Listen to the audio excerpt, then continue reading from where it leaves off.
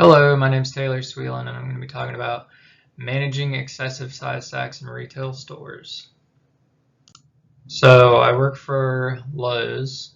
They're a pretty big store. They have around 284,000 employees. They have a market cap of 132 billion and 86 billion in revenue. They have 1,700 stores worldwide, and for the most part, the bulk of those are in the United States. So there's a couple examples of merchandising. There's going to be static displays, which is like a display that's not going to move. For the most part, it's metal, or they're mostly metal. They're just not going to move. There's interactive displays. Those are displays that you can like interact with, press buttons and stuff like that. Signage, cross merchandising, which is Lowe's likes to use J-hooks and side stacks, which is what these are right here.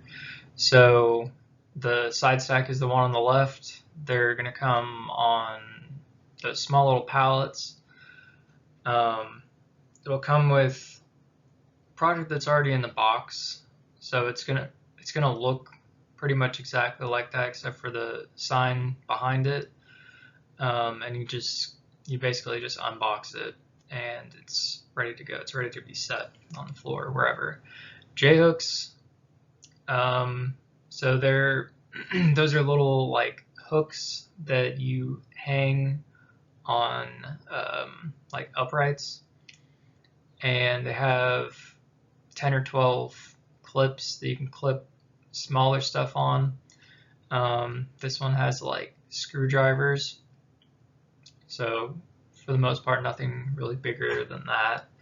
You're going to hang from a J-hook. So this is an example of what a side stack will sometimes end up looking like if they're not assembled right, or if the product that is put on it is too heavy.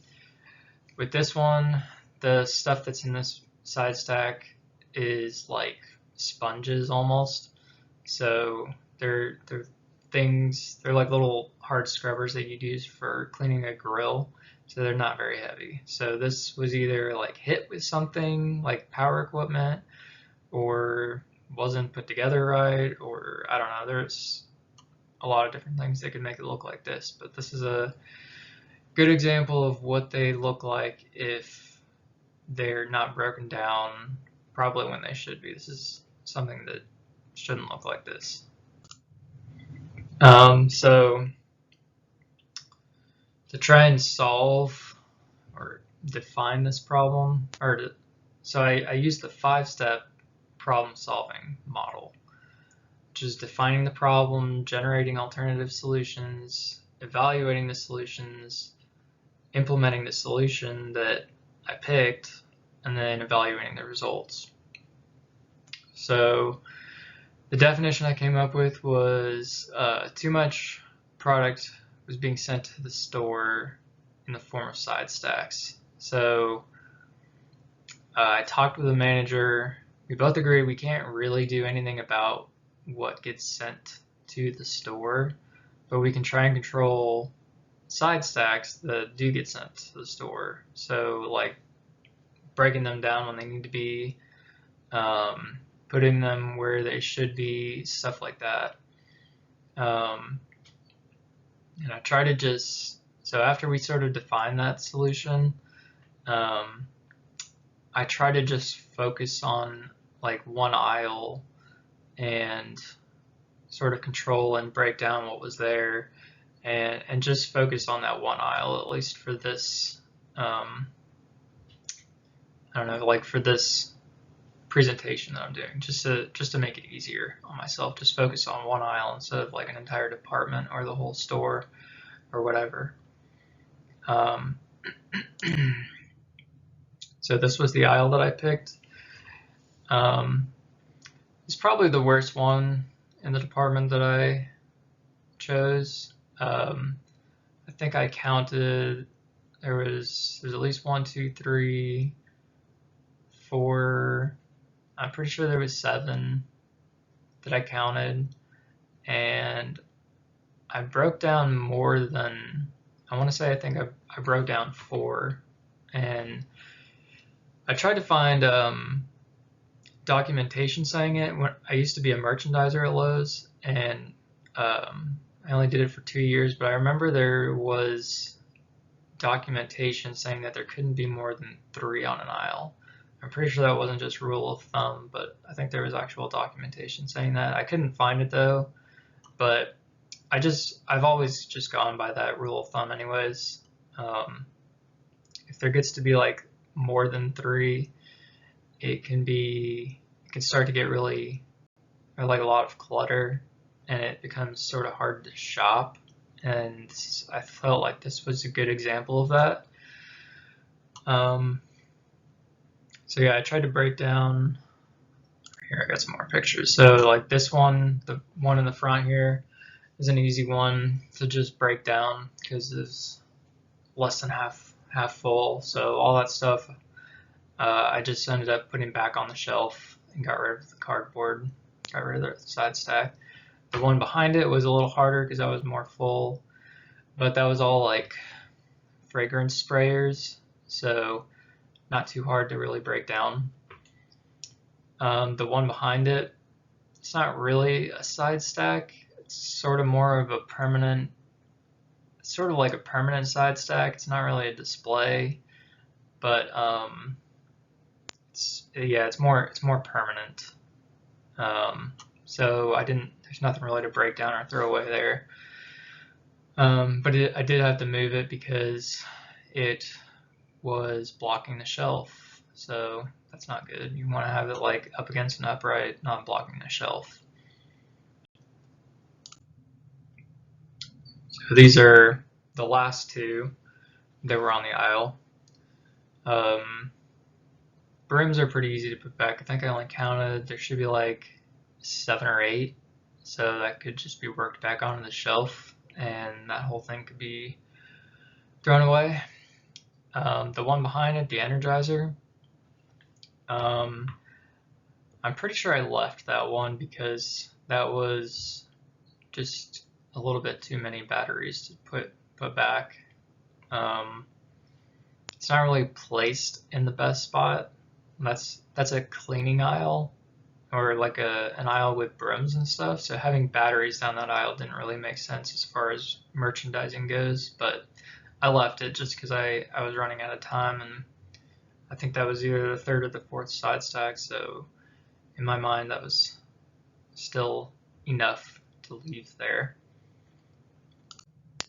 I wanted to get a picture of what it looked like when I was done. I didn't get a chance to do that, but for the sake of just understanding what I'm talking about, I broke down the green one, the Lidman one. There was only 2 things on that. I broke that down. I broke down the one behind it. The one behind that I broke down, so that left 1, 2, 3, or maybe 4 if I'm missing one, but yeah, it looked better by the end, so it definitely was not as cluttered. So yeah, after that, it definitely looked better, but then the next shift I worked, which was not the following day, but the day after, there had already been more side stacks placed down the aisle. I didn't get a picture of that either, but it ended up looking similar to what this picture looks like. There was, I think, 2 more that were put down there. So it ended up looking around the same, unfortunately, and it was only 2 days later. So my conclusion that I came up with was that I didn't solve the problem.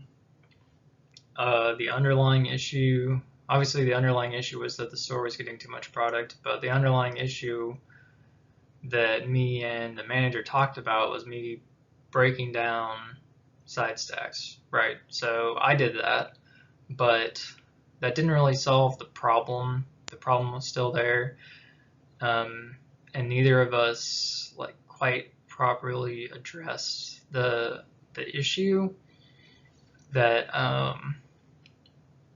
side stacks were just being placed anywhere, and it didn't matter what it was.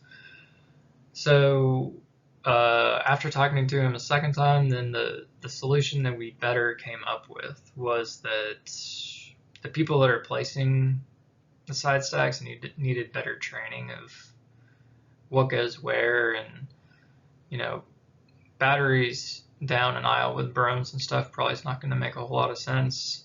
I'm not going to go back in the pictures, but that side stack was pretty full still, and I want to say it'd been there at least a couple weeks and still looked pretty full. So stuff like that's not really going to sell there. But yeah, I think that better training and staying on top of it, as far as who's placing it, and then better training or not better training, but like me staying on top of breaking the side stacks down as well. That's part of fixing the underlying issue. But yeah, that's what I came up with. I think there needs to be better training, and along with me or whoever, other associates also breaking down the side stack. So it needed to be a bigger team effort. But yeah, that was the conclusion that we came up with. So thanks for listening.